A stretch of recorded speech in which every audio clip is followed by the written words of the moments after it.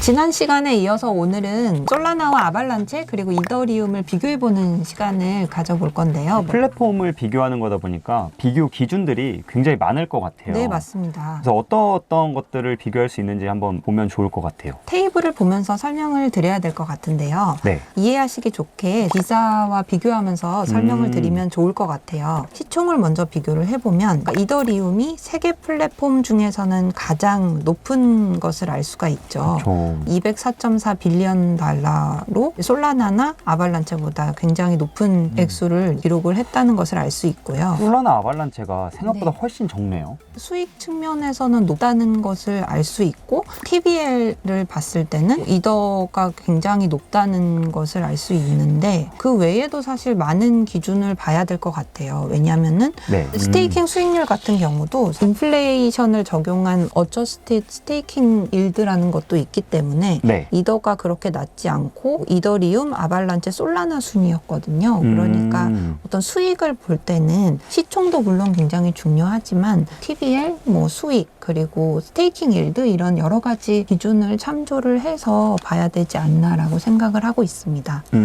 이더리움의 밸리데이터 수가 진짜 월등히 많네요. 네, 맞습니다. 사실 저는 솔라나가 더 적은 줄 알았거든요. 네, 저도요. 네. 솔라나 밸리데이터가 아발란체보다 많다는 게 약간 네. 의외고 거래 수수료는 이더리움이 확실히 높은 그렇죠. 편이네요. 확실히 많이 높다는 것을 알 수 있었고 또 이런 걸 통해서 트랜잭션 코스트가 낮은 거를 보여주면서 솔라나나 아발란체가 이더의 문제점을 해결하기 위해서 나온 플랫폼들 그쵸. 중 하나라는 거를 보여주는 지표인 것 같습니다. 레이어 2에 대해서 얘기도 잠깐 나왔었지만 네. 이더리움의 확장성 문제를 레이어 2로 해결할 거냐 아니면 새롭게 레이어 1으로 해서 블록 타임을 더 빠르게 하고 코스트를 낮출 거냐 이런 네. 쪽으로 갈린 것 같아요. 파생된 플랫폼인 솔라나나 아발란체는 자연스럽게 블록을 생성하는데 트랜잭션 코스트가 훨씬 낮네요.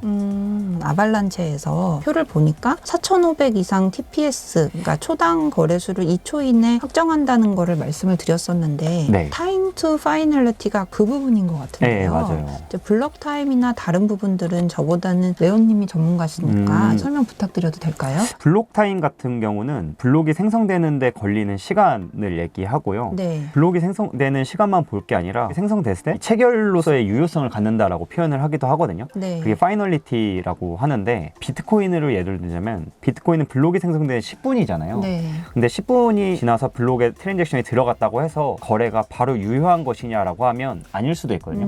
왜냐면 동시에 다른 블록이 생성이 돼서 그대로 갈 수도 있는 포킹이라는 게 있잖아요. 네. 그런 것들을 고려하다 보니까 비트코인에서는 블록이 2개, 3개 정도 생성이 됐을 때 완결성이 됐다라는 그런 게 있거든요. 거래가 하나 이루어지면 거래가 완결성이 이기까지 한 20-30분 걸린다라는 얘기가 타임 투 파이널리티에 네. 대한 얘기라고 보시면 될 것 같아요. 어떤 곳들은 블록이 생성되는데 걸리는 시간보다도 이 파이널리티에 더 집중을 하는 곳들도 있더라고요. 네. 그래서 그런 면에서 아발란체의 파이널리티는 1초잖아요. 네. 굉장히 빠르다라고도 볼 수 있을 것 같아요.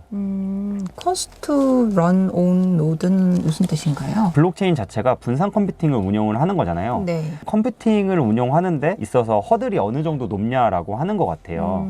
이더리움 자체는 블록체인의 트릴레마라고 하죠. 네. 확장성이랑 보안성이랑 탈중앙화 이렇게 있는데 이더리움은 확장성을 포기하고 보안성이랑 탈중앙화에 초점을 엄청 많이 뒀잖아요. 탈중앙화 부분이 어떻게 보면 이 부분일 수도 있을 거예요.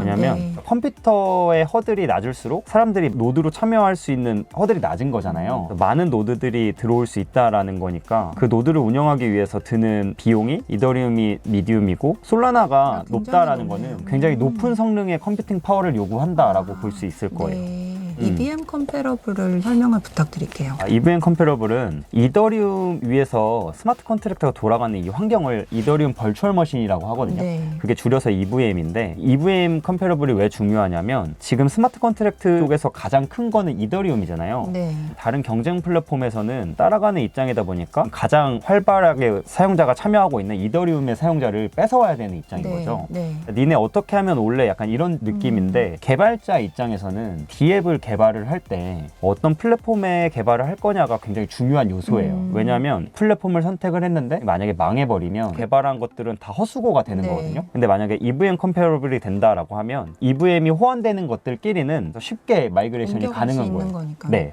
그렇기 때문에 기앱을 개발한다라고 보면은 꼭 체크를 하겠네요. 네, 되게 중요하게 볼 것 같아요. 네. 그래서 이런 부분에서는 사실 솔라나보다는 아발란체가 조금 더 강점이 있다고 볼 수 있을 것 같습니다. 오늘 굉장히 중요한 컨셉을 많이 배운 것 같은데요. L2는 L1에 대해서도 따로 세션을 만들어서 지금 2세션에 걸쳐서 말씀을 드렸기 때문에 지금 아발란체 솔라나 관련된 뭐 합의 알고리즘 같은 거는 따로 세션을 만들어서 다뤄야 될 것 같습니다. 사실 L2는 내용도 굉장히 어려워요. 네, 맞아요.